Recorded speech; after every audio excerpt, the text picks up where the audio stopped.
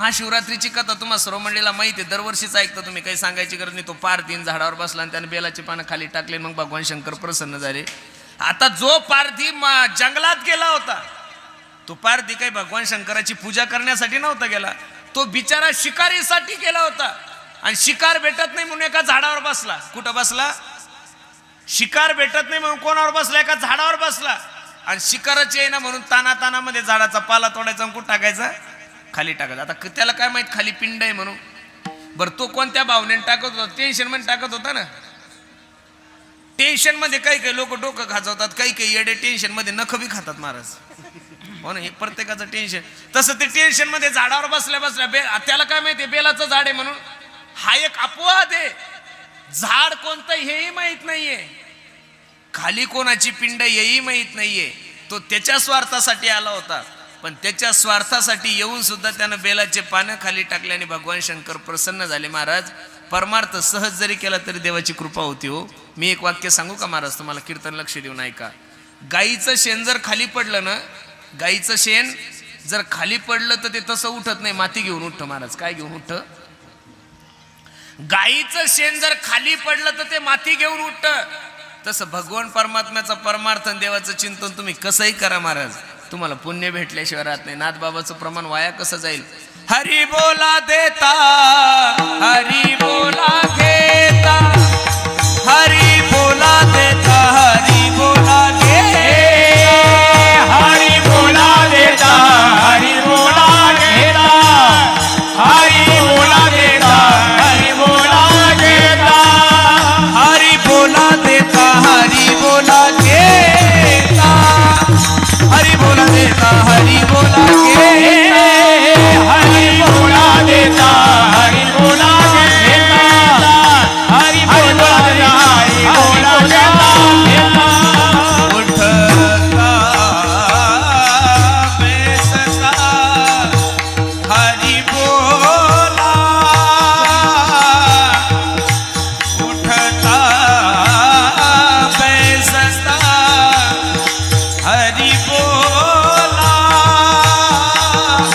हरी मुखी गाता हर फली चिंता, हरी मुखी गाता हर फली चिंता. सर्व कार्याकरिता हरी बोला,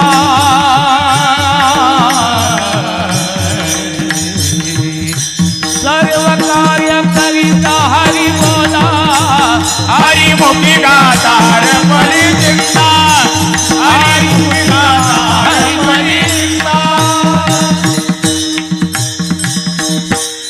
भगवंताचं नाव घेताना मी याच्याही पुढे जाऊन सांगेल महाराज. आता मी रस्त्याने येत असताना एका ठिकाणी एक पाटी लावली होती, सिन्नरचे पेढे कुठंतरी आहे ना फेमस. हा, मग खरं लक्ष देऊन ऐका. पेढा तुम्ही रडत रडत खाल्ल्यानंतर गोड तिखट लागतो का? नाही. पेढा तुम्ही हसत जरी खाल्ला तरी गोडच लागतो, आणि पेढा रडत रडत जरी खाल्ला तरी गोडच लागतो, आणि पेढा झोपेत जरी खाल्ला तरी कसा लागतो? गोड. तसं भगवंताचं चिंतन तुम्ही रागात जरी घेतलं तरी पुण्याचे, भगवंताचं चिंतन तुम्ही काम भावनेनं जरी घेतलं तरी पुण्याचे, आणि भगवंताचं चिंतन तुम्ही सात्विक भावनेनं जरी घेतलं तरी पुण्याचे. म्हणून माझी विनंती तुम्हाला, जीवनातले सगळे त्रास भगवंताच्या चिंतनानं नाही शिवतात महाराज. वाचे वदता शिवनाम, उठलं की दररोज ओम नमः शिवाय, देवाचं चिंतन करा. काहीच नाही महाराज, तुम्हाला कोणाचं करायचं तुम्ही करा, फक्त देवाचं चिंतन करा. तुम्हाला खंडोबावर प्रेम आहे ना, तर खंडोबाचं चिंतन करा, फक्त म्हसोबाचं नका करू. कारण म्हसोबा देवामध्ये मान्यच नाहीये. तू कोबराय सांगता शेंदरी येंदरी दैवते, कोणती पूजी भूते खेते, आपुल्या पोटाशी रडते मागते सीते अवधान. अशा देवाचं चिंतन करावं की त्या देवानं तुम्हाला चिंतेपासून मुक्त केलं पाहिजे. आणि माणसाच्या जीवनातली सगळ्यात मोठी भ्रांती सांगू का महाराज? मनुष्य चिंतन करण्यापेक्षा चिंता जास्त करतो. मनुष्य चिंतन करण्यापेक्षा चिंता जास्त करतो, आणि ती चिंता तिच्यापासून कसं मुक्ती मिळवायची याच्यासाठीच तर कीर्तन आहे ना महाराज. अरे भगवान शंकराला सुद्धा चिंता प्राप्त झाली होती. ज्यावेळेस का तुम्ही विचार केला का भगवान परमात्मा थंड हवेच्या ठिकाणी म्हणजे कैलासामध्ये का राहतात, बर्फामध्ये? का भगवान शंकराचा कंठ निळा झाला याचं कारणच असं आहे, विष पेल्यामुळे भगवान परमात्माची शरीराची एवढी दहा होऊ लागली. एक तर विष ती तोंडातही राहीन खाली जाईन बरोबर कंठात अडकलं. त्याच्यामुळे भगवंताचं एक नाव नीलकंठ सुद्धा आहे महाराज. काय नाव आहे भगवंताचं? नीलकंठ. प्रत्येक गोष्टी मागं काही ना काहीतरी कारण आहे. असं उगच म्हणून तर बाबा तो शरीराची दहा व्हायला लागली म्हणून बाबा कुठं जाऊन बसलाय थंड. मला एक विशेष वाटतंय, भगवान शंकराचे जेवढे काही देवस्थान आहे त्यातलं एकही देवस्थान सोपं नाहीये महाराज. सगळे खटारच आहे. आता तुम्ही भीमाशंकरला जाऊन पहा, अवघडच आहे. औंढा नागनाथला जा, परळी वैजनाथला जा, रामेश्वरला जा, कुठंही जा तुम्ही, भगवान शंकर हे दैवत बहुतांशी समाजापासून दूरच आहे. विठ्ठल आपण काहीच करायचं नाही, फक्त ओम नमः शिवाय, ओम नमः शिवाय, ओम नमः शिवाय, ओम नमः शिवाय, ओम नमः शिवाय, ओम नमः शिवाय. कैलास राणा शिवचंद्र मौळी परींद्र माता मुकुटे जळारी, कारुण्य सिंधू भव दुःखहारी तुझ विन शंभो.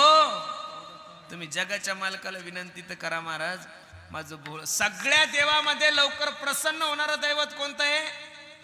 भगवान शंकर आहे. म्हणून माझी विनंती आहे, तुम्हाला जर प्राप्ती करून घ्यायची असेल तर दुसऱ्या देवाच्या नादी लागण्यापेक्षा भगवान शंकराकडे जा. खूप भोळ आहे. अरे त्या पारध्याने सहज म्हणून तर बेलाचे पानं खाली टाकले, तरी सुद्धा त्याच्या जीवनाचा काय झाला? 2-3 कारण झाले महाराज.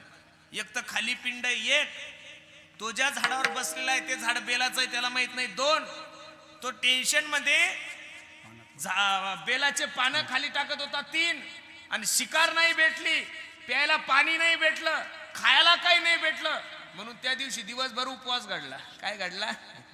उपवास. म्हणजे इच्छा नसताना सुद्धा उपवास घडला.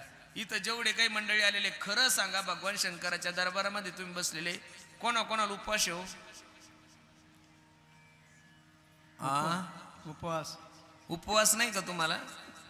कोणाकोणाला हात वर करा ना.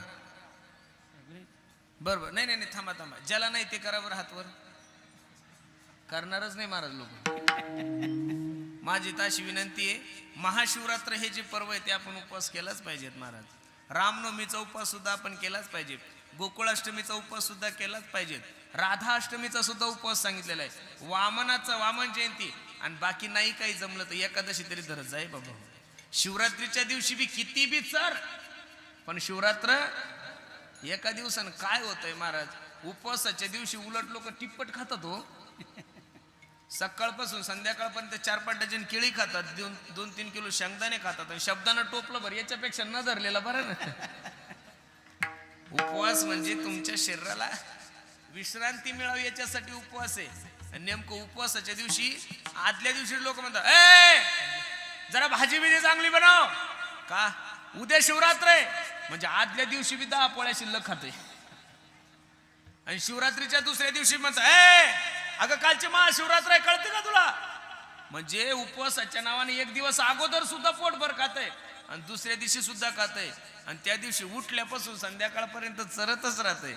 म्हणून माझी विनंती, उपवास करत असताना दादा तुमच्या व्यसनांचा उपवास करा. उपवास चपातीचा नाही सांगितलेला, उपवास भाजीचा नाही सांगितला, उपवास खिचडीचा नाही सांगितला महाराज. तुमच्या जीवनातले व्यसन कमी होणं हा जगातला सगळ्यात मोठा उपवास आहे.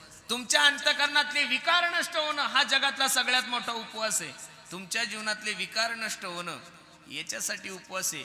आणि ते विकार जर नष्ट तुम्हाला करायचे असेल त्यासाठी महाराज सांगतात, वाचे वदता शिवनाम शिवनाम, वाचे वदता शिवनाम शिवनाम, वाचे वदता शिवनाम शिवनाम, वाचे वदता शिवनाम शिवनाम, वाचे वदता शिवनाम शिवनाम, वाचे वदता शिवनाम शिवनाम, वाचे वदता शिवनाम शिवनाम,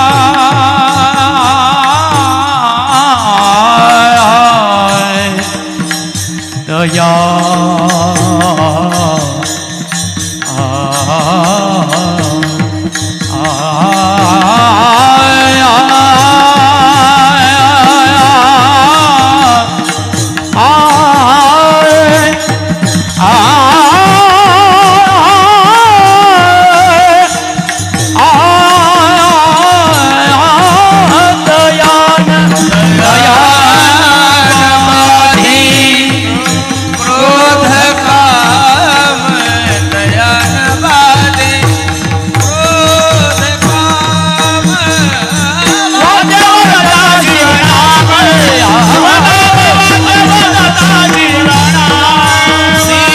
काम भगवान शंकराचं नाव जर तुम्ही वाचेने वदलं, वाचेने जर देवाचं नाव घेतलं तर तयान बाधे क्रोध काम. म्हणून बसणाऱ्या सर्व मंडळीला माझी विनंती आहे, बाकी तुम्हाला नाही काही करता आलं तरी चालेल महाराज. मी तुम्हाला असं म्हणणारच नाही तुम्ही 100 उपवास करा. लोक 100 उपवास करतात. ह्या महिला मंडळी महिन्यातून 24 उपवास करतात आणि फक्त 6 दिवस खातात हो. शनिवार आहे, बुधवार आहे, मंगळवार आहे, गुरुवार आहे, शुक्रवार आहे. किती उपवास करतात. शास्त्रामध्ये एवढे उपवास सांगितलेलेच नाही माय मावल्यानो. सोमवार आणि एकादशी सोडून दुसरे उपवासच करायचे सांगितलेले नाही महाराज. पण लोक जे नाही करायचे ते करतात आणि जे करायचे ते अजिबात करत नाही महाराज. एकादशी दिवशी भाकरी खातात आणि गुरुवारी दिवशी उपवास धरतात. काही येडेपण आहे, काही कळत नाही. मला वाटतं उद्या एकादशी ना. एकादश कधी? परवा आहे का उद्या? झाली का? हा. कधी कधी शिवरात्र एखादा जवळ जवळच येते महाराज. हा बी उपवास आणि उद्याचाही उपवास कठीण जातं ते. तुम्हाला काही नाही पण ते कीर्तन करायला जड जातं. दररोजचे 3-3 कीर्तन करायचे. प्रवास करायचा खूप अवघड होतो. पण लक्ष देऊन ऐका. म्हणून भगवंताचं नाव घ्या. बसणारे मायबाप माझी विनंती तुम्हाला, बाकी नाही काही तुम्हाला जमलं तरी चालेल. ओम नमः शिवाय, ओम नम नाही तुम्हाला ओम नमः शिवाय म्हणायचं. रामकृष्ण हरी, रामकृष्ण हरी. राम आणि कृष्ण आणि हरी. हरी आलेच ना भगवान शंकर. देवाला सोडून दुसरं काहीच नाहीये. रामकृष्ण हरी, रामकृष्ण हरी, रामकृष्ण हरी. आणि असं जर तुम्ही देवाचं चिंतन केलं तर मी तुम्हाला खरं सांगू का, तुमच्या जीवनातलं कितीही मोठं पाप असू द्या, माझे भगवान परमात्मा ते नाहीसे केल्याशिवाय राहत. जळतील पापे न लगती सायास जावे वनांतरान, सुखी येतो घरा. देवाचं नाम घ्या. देवाचं नाम खूप चांगलं आहे हो. हो कृष्ण नाम प्यारा है, गोपाल नाम प्यारा है. माता पिता बंधु भाई, माता पिता बंधु भाई, सखा वो हमारा है. कृष्ण नाम प्यारा है, गोपाल नाम प्यारा है. नाम के सहारे ब्रह्मा सृष्टि को रचाता है. नामाच्या सहाऱ्याने, नामाचं साह्य घेऊन ब्रह्मदेव सृष्टीची रचना करतोय. ऐका. नाम के सहारे ब्रह्मा सृष्टि को रचाता है. समाधि में बैठे शंकर नाम को ही गाते हैं. समाधी मध्ये बसलेले भगवान शंकर सुद्धा नामच घेतात. ऐका लक्ष देऊन. नाम का प्रकाश लेके, नाम का प्रकाश लेके सूरज चंदा तारे हैं. सूर्य सुद्धा नामाचा आश्रय घेऊनच प्रकाशमान होतोय. चंद्र सुद्धा भगवंताच्या नामाचा आश्रय घेऊनच शीतलता देतोय. म्हणून माझी बसणाऱ्या मंडळीला विनंती, कृष्ण नाम प्यारा है, गोपाल नाम प्यारा है. आणि ते साधू संतांनी सांगितलंय की वाचे वदता शिवनाम. आता काही काही लोक पांडुरंगाचे भक्त असतात, मग तुम्ही विठ्ठल विठ्ठल म्हणा.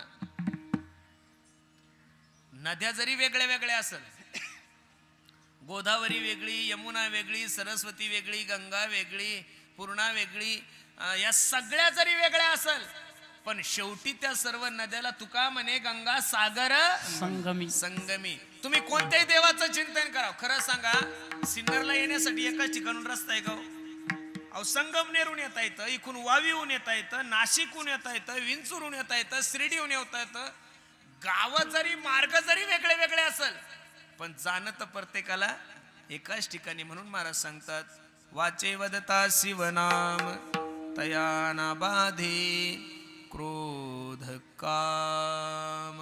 परमार्थामध्ये सगळ्यात मोठे शत्रू जर कोणते असेल तर महाराज क्रोध आणि काम आहे. एखाद्या वेळेस क्रोधावर विजय मिळू शकतो माणूस, पण कामावर तर विजय मिळू शकतच नाही. काम म्हणजे तुमच्या डोक्यात जो आहे तोच काम नाहीये. मला संपत्ती मिळावी हा एक कामच आहे महाराज. मला नाव लौकिक मिळावा हे एक कामच आहे. आणि हा जो काम आहे या कामानं कोणाला सोडलं नाही हो महाराज. इंद्र पडली भग चंद्र झाला काळा नारद चुकला चाळा भजनाचा.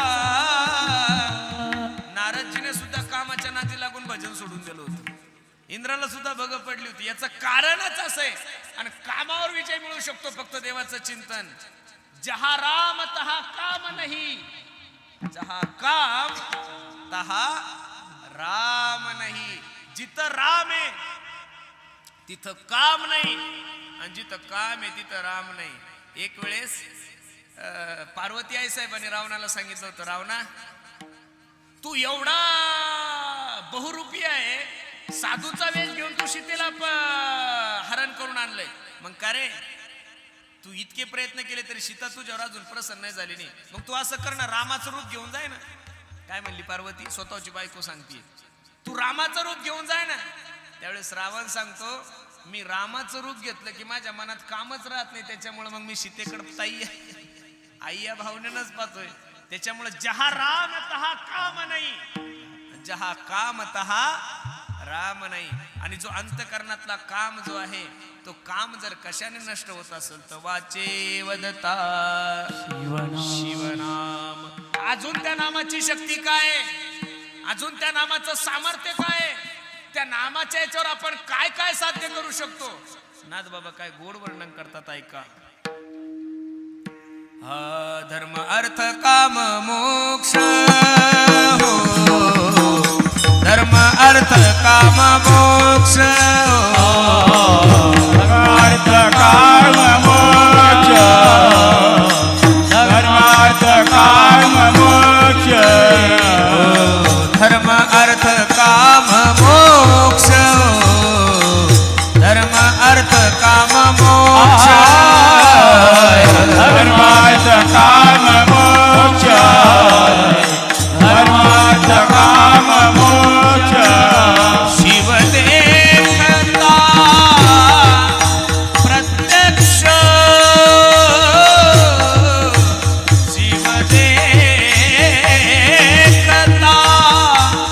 प्रत्यक्ष आचे वदता शिवनाम, आचे वदता शिवनाम. प्रत्यक्ष शिव देखता प्रत्यक्ष वाचे वदता शिवनाम, वाचे वदता शिवनाम. चार पुरुषार्थ शास्त्रामध्ये सांगितलेले धर्म अर्थ काम आणि मोक्ष. धर्म सुद्धा एक पुरुषार्थ आहे आणि अर्थ सुद्धा काय आहे.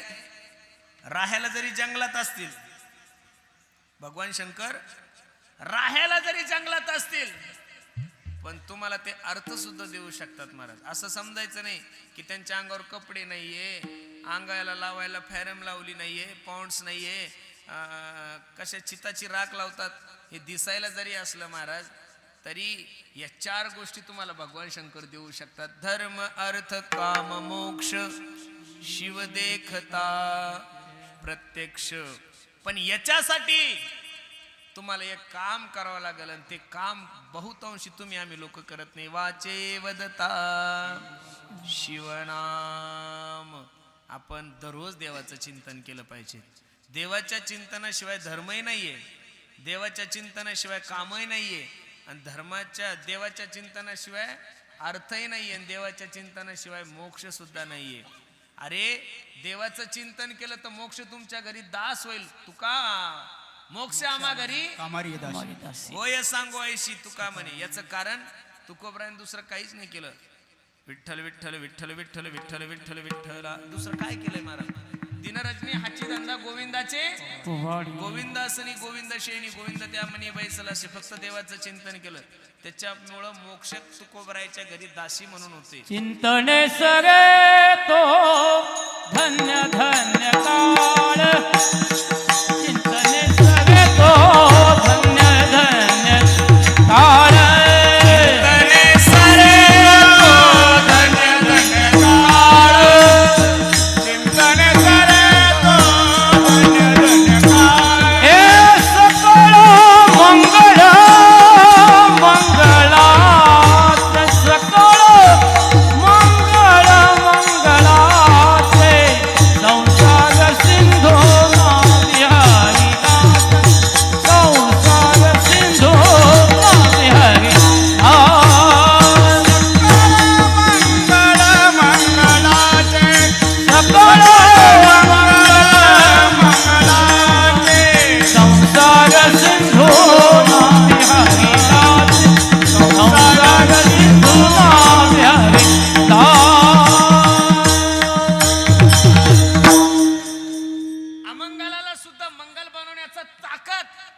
भगवंताच्या चिंतनामध्ये आहे.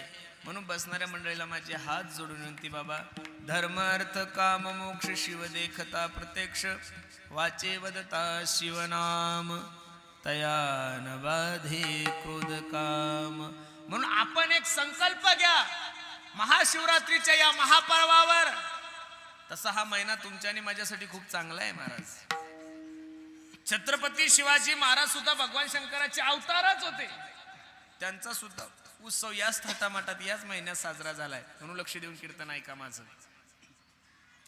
महाशिवरात्रीच्या या पर्वावर प्रत्येकाने संकल्प करा. देवा मी दिवसातून 1 तास तरी तुझं देवाचं चिंतन करेल. देवावर विश्वास ठेवून बघा हो महाराज.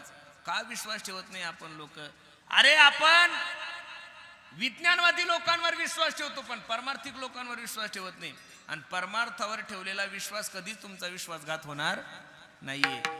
देवा जगाच्या मालकाशिवाय आम्हाला दुसरा पर्यायच नाहीये कोणी. कारण दादा महाशिवरात्रीच्या पर्वावर तुम्ही सकाळची सेवा माझ्या वाटेला दिलेली. आपण भाग्यवान आहे. महाराष्ट्रामध्ये या विश्वामध्ये काही उत्सव साजरे केले जातात. त्याच्यामध्ये गोकुळाष्टमी आहे, त्याच्यामध्ये वामन जयंती आहे, त्याच्यामध्ये नरसिंह जयंती आहे, त्याच्यामध्ये हनुमान जयंती आहे आणि त्याच्यामध्ये महाशिवरात्री. महाराज खरं सांगू का, ज्या देवतेचा उत्सव आपण साजरा करत आहोत, ज्या देवतेच्या दरबारामध्ये आपण सर्व मंडळी बसलेले आहोत, ती देवता या विश्वातली सगळ्यात महान देवता आहे. महाराज खरं सांगतोय तुम्हाला. त्या देवतेचं नाव भगवान शंकर आहे. खूप सुंदर व्यक्तिमत्व, खूप सुंदर दैवत. अरे मी खरं सांगू का महाराज, भगवान शंकराविषयी बोललो तेवढं थोडंच आहे. फक्त संप्रदायातले लोक, धर्मातले लोक भेद का करतात हा मोठा प्रश्न आहे महाराज. कोणी म्हणतं प्रभू रामचंद्र श्रेष्ठ आहे, कोणी म्हणतंय भगवान श्रीकृष्ण श्रेष्ठ आहे, कोणी म्हणतंय भगवान शंकर श्रेष्ठ आहे. जगामध्ये श्रेष्ठ आणि कनिष्ठ कोणीच नाहीये महाराज. सर्व हे देवताचे अंग आहे हो. प्रभू रामचंद्र सुद्धा तेच आहे आणि भगवान शंकर सुद्धा. हरिहरा भेद नाही नका करू वाद. बसणाऱ्या वारकऱ्यांना माझी विनंती आहे, हरी हरा, हर आणि हरी या दोघांमध्ये भेद करू नका. तुम्हाला ज्याची भक्ती करायची त्याची करा. पण लोकांचं काय आहे माहितीये का, लोक भक्ती एकाची करतात आणि बाकीच्याला नाव ठेवतात. तसं जमणारच नाही महाराज. आणि मी खरं सांगू का तुम्हाला, लक्ष देऊन कीर्तन ऐका. एखाद्या व्यक्तीला भगवान शंकराविषयी जर प्रेम असेल, एखाद्या व्यक्तीला जर महादेवाविषयी खूप जिव्हाळा असेल, आसक्ती असेल, प्रेम असेल, भाव असेल, तर त्या व्यक्तीने भगवान शंकरावर एवढं प्रेम करावं, एवढं प्रेम करावं, एवढं प्रेम करावं की रामाच्या मंदिरामध्ये जरी गेलं तरी रामाच्या मूर्तीमध्ये सुद्धा तुम्हाला भगवान शंकर दिसले पाहिजेत महाराज. तुम्ही हनुमंतरायाच्या मंदिरामध्ये जरी गेले तरी हनुमंतरायाच्या मंदिरामध्ये सुद्धा तुम्हाला. आणि हनुमंतराय आणि भगवान शंकर कुठं वेगळे हो महाराज, एकच आहे ना. प्रमाण ऐका ना. तुका म्हणे रुद्रा आ, तुका म्हणे रुद्रा रुद्रा तुका म्हणे रुद्रा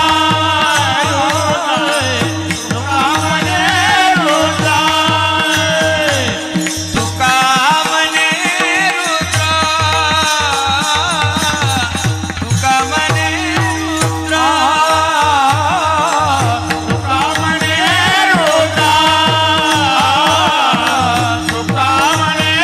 रुद्रा ओ अंजनीची या कुमरा अंजनीची या कुमरा काय भक्तीचा त्या वाटा काय भक्तीचा त्या वाटा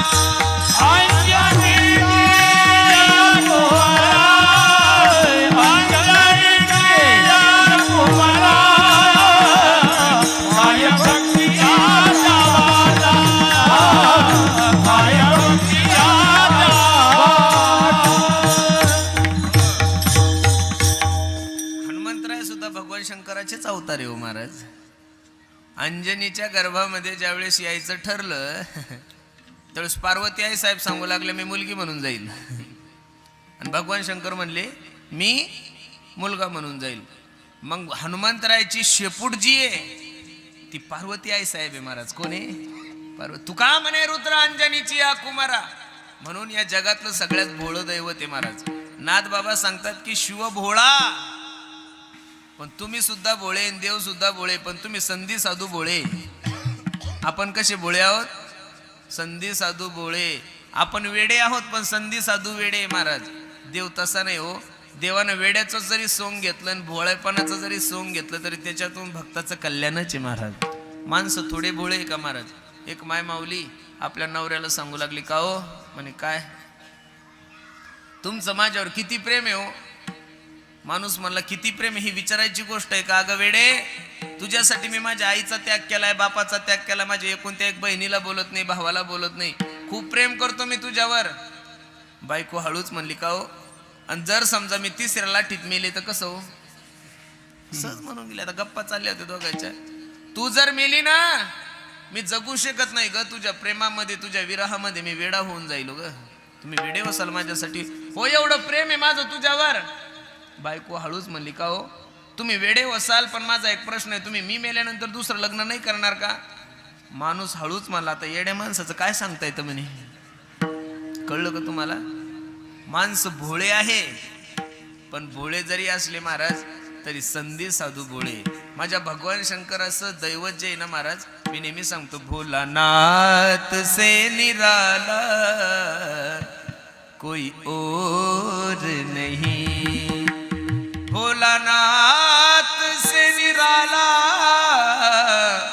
कोई और नहीं डमरू वाले से निराला कोई और नहीं. जीवनामध्ये माणसं सुद्धा भोळे. काही काही माणसं एवढे भोळे की काही ठिकाणी मोबाईल विसरून राहतात. काही लोक कपडे घालायचं विसरतात काही गाडी विसरतात काही चप्पल विसरतात. पण माझ्या भगवान शंकरासारखं भोळं दैवत भोळं म्हणजे तुम्ही समजता तेवढं भोळं नाहीये. भगवान शंकरासारखं क्रोधावान आणि भगवान शंकरासारखं रागीट या विश्वाच्या पाठीवर दुसरं कोणीच नाहीये. त्यांनी जर तिसरा डोळा उघडला तर अख्ख्या विश्वाचा नाश करू शकतात एवढी ताकद आहे महाराज माझ्या भगवान शंकरामध्ये. पण दैवत एवढं सुंदर आहे. राहणीमान बघा ना तुम्ही भगवान शंकराचा फोटो बघा महाराज एकदम सहज राहणीमान आणि नित्य फक्त भगवंताचं चिंतन. भजन करी महादेव भजन करी महादेव. खरं सांगू का भगवान शंकराचं चरित्र खूप सुंदर आलेलं आहे महाराज. पहिलं जे चतुर्श्लोकी भागवत सांगितलंय भागवत सुद्धा प्रभू रामचंद्रानेच सांगितलंय भगवान शंकराने सांगितलंय. आणि रामायणाची सुद्धा उत्पत्ती कुठून झालेली आहे? भगवान शंकरापासून आहे. आणि वारकऱ्यामध्ये पहिले वारकरी जर कोण होते पंढरपूरची पहिली वारी जर कोणी केली असेल तर भगवान शंकर. एका जनार्दनी वैष्णव शिरोमणी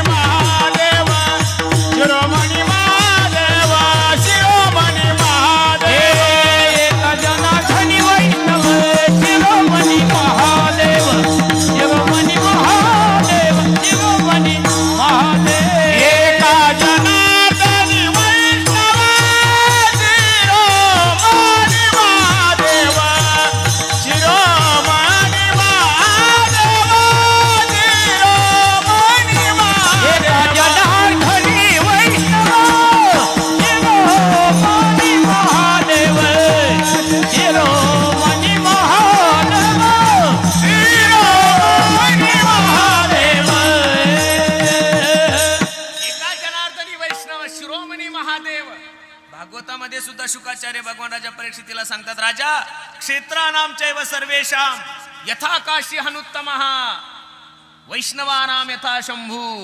काय गोड वर्णन आहे.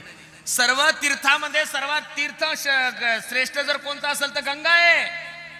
सर्व क्षेत्रामध्ये सर्वात श्रेष्ठ क्षेत्र जर कोणता असेल तर काशी आहे. आणि सर्व वैष्णवानाम यथा शंभू पुराणानाम इदम तथा. वैष्णवामध्ये सर्वात श्रेष्ठ जर वैष्णव कोण असेल तर भगवान शंकर आहे बाबा. आणि पुराणामध्ये सर्वात श्रेष्ठ महापुराण जर कोणता असेल तर भागवत महापुराण आहे. म्हणून लक्ष देऊन ऐका ना, किती भोळं दैवत आहे माझं, खूप भोळं दैवत आहे हो. एवढं भोळं दैवत आहे, एवढं भोळं दैवत आहे.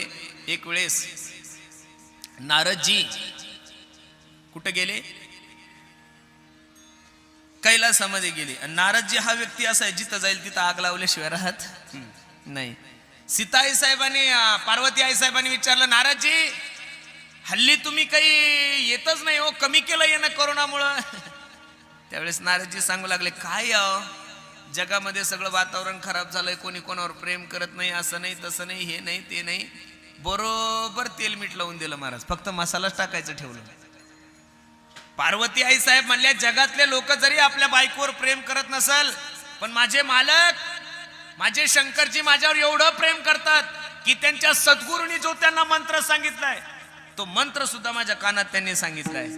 नारदजी हळूच म्हणले, का हो तुमचा नवरा जर तुमच्यावर एवढं प्रेम करतो तर खरं सांगा, भगवान शंकराच्या गळ्यामध्ये ज्या माळा आहे, कशाच्या?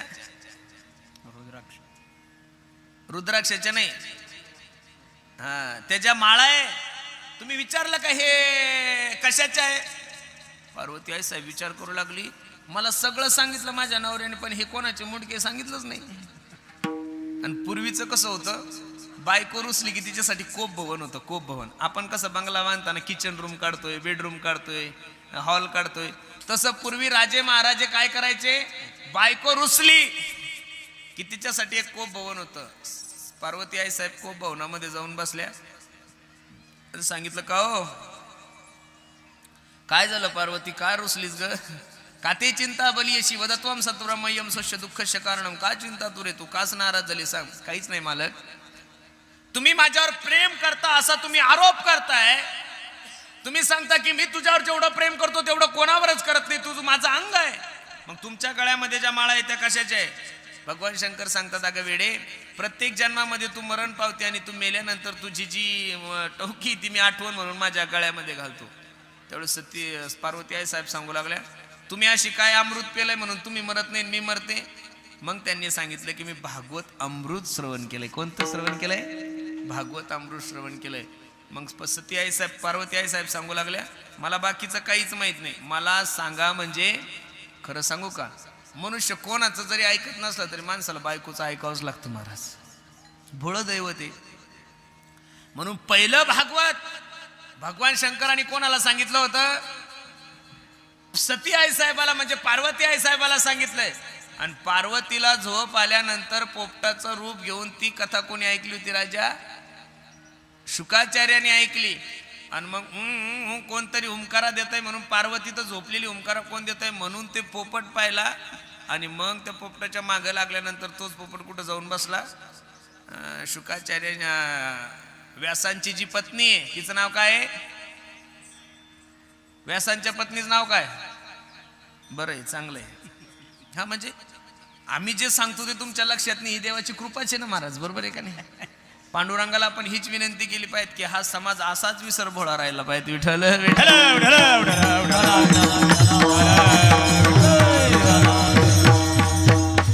जगात भोळा या शब्दाचा अर्थ काय?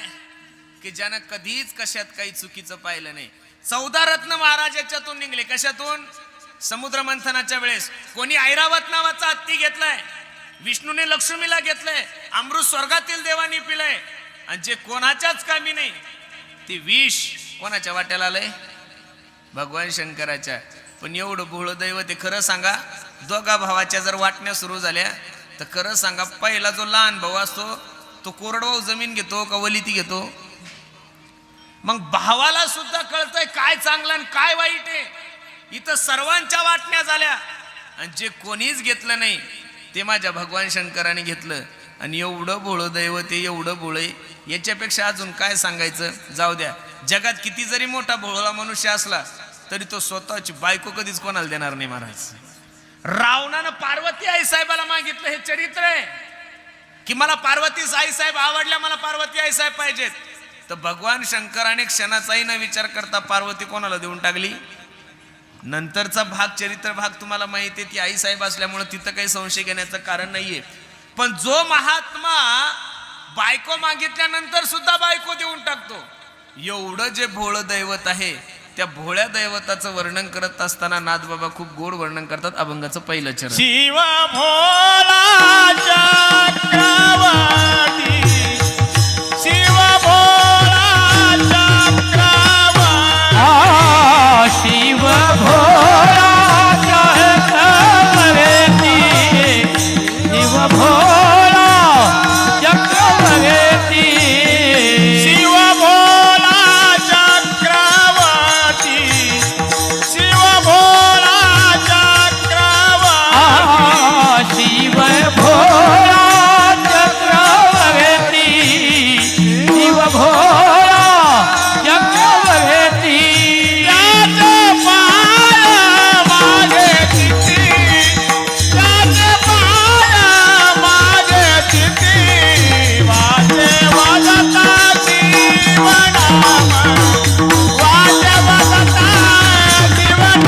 हे त्याचे पाय माझे चित्ती, त्याचे पाय माझे चित्ती, वाचे वदता जीवनाम, वाचे वदता जीवनाम.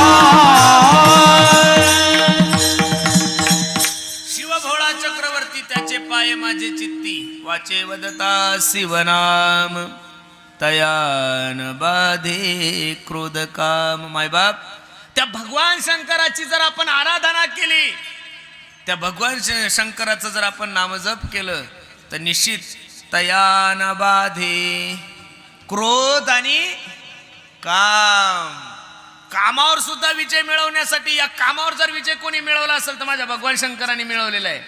कामदेवाने भगवान शंकराची परीक्षा घेण्याचं ठरवलं, बाण मारलाय कामदेवाने, पण त्या कामदेवाला सुद्धा भस्म करण्याचं काम जर कोणी केलं असेल तर माझ्या भगवान शंकराने केलेलं आहे महाराज. कोणी केलेलं आहे? भगवान शंकराने. म्हणून लक्ष देऊन ऐका. तुम्ही चिंतन कोणत्याही देवाचं करा, पण चिंतन भावनेनं करा महाराज. भगवान शंकर हे तुमचं आणि माझं दैवत आहे महाराज. भगवान शंकर तुमचं आणि माझं काय आहे? दैवत आहे. एवढं सुंदर तुम्ही मंदिर बांधलंय महाराज. मी खरं सांगू का तुम्हाला, आनंद वाटतोय मला.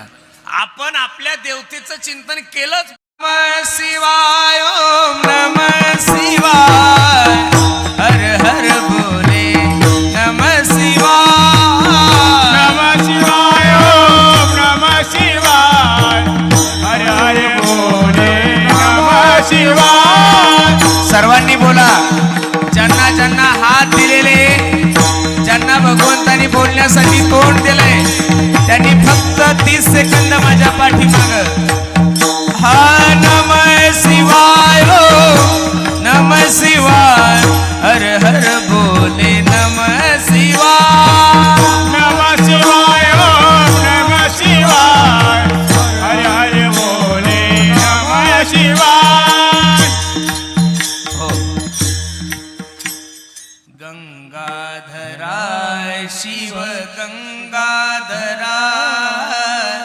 हर हर बोले नमः शिवाय.